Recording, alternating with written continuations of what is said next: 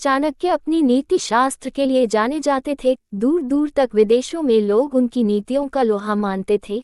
यही सुनकर एक बार एक चीनी दार्शनिक चाणक्य से मिलने भारत आया। जब वह चाणक्य के घर उनसे मिलने पहुंचा तो उसने देखा कि चाणक्य एक ग्रंथ लिखने में व्यस्त थे। उन दिनों बिजली या बल्ब नहीं हुआ करते थे। चाणक्य ने तेल भारी डिबिया जला रखी थी और उसी की धीमी रोशनी में वो लिखने में व्यस्त थे।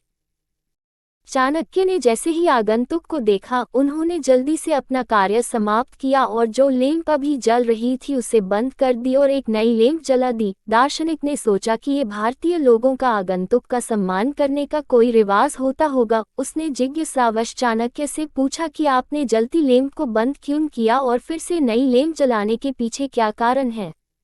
क्या यह आपके धर्म में कोई रिवाज है? चाणक्य ने हंसते हुए जवाब दिया, नहीं श्रीमान, ये कोई रिवाज या धर्म का हिस्सा नहीं था।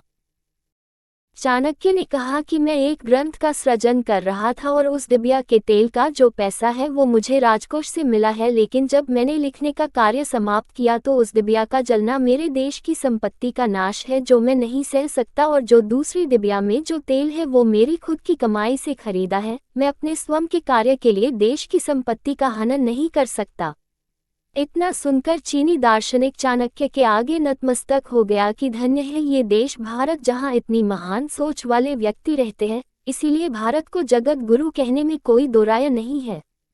अगर कोई इंसान चाणक्य के बताए हुए मार्ग पर चले तो उसे दुनिया की कोई भी परेशानी सफल होने से नहीं रोक सकती। दूसरों की गलतियों से सीखो, अपने ही ऊपर प्रयोग करके सीखने को तुम्हारी आयु कम पड़ जाएगी। चाणक्य। कुबेर भी अगर आय से ज्यादा व्यय करे तो कंगाल हो जाता है। चाणक्य। कोई भी काम शुरू करने के पहले 3 सवाल अपने आप से पूछो। मैं ऐसा क्यों करने जा रहा हूँ? इसका क्या परिणाम होगा? क्या मैं सफल रहूंगा? चाणक्य। भगवान मूर्तियों में नहीं है, आपकी अनुभूति आपका ईश्वर है, आत्मा ही आपका मंदिर है। चाणक्य। व्यक्ति अपने कर्मों से महान होता है, अपने जन्म से नहीं। चाणक्य। दुनिया की सबसे बड़ी ताकत पुरुष का विवेक और महिला की सुंदरता है। चाणक्य।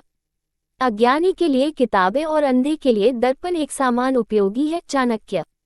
अपने रहस्यों को किसी से भी उजागर मत करो, यह आदत आपके स्वयं के लिए ही घातक सिद्ध होगी। चाणक्य। किसी भी व्यक्ति को बहुत ईमानदार और सीधा साधा नहीं होना चाहिए, क्योंकि सीधे वृक्ष और व्यक्ति पहले काटे जाते हैं। चाणक्य। हर मित्रता के पीछे कोई स्वार्थ जरूर होता है, ये कड़वा सच है। चाणक्य। ऐसे व्यक्ति जो आपके स्तर से ऊपर या नीचे के हैं उन्हें दोस्त न बनाओ, वह तुम्हारे कष्ट का कारण बनेंगे। हमेशा समान स्तर के मित्र ही सुखदायी होते हैं। चाणक्य।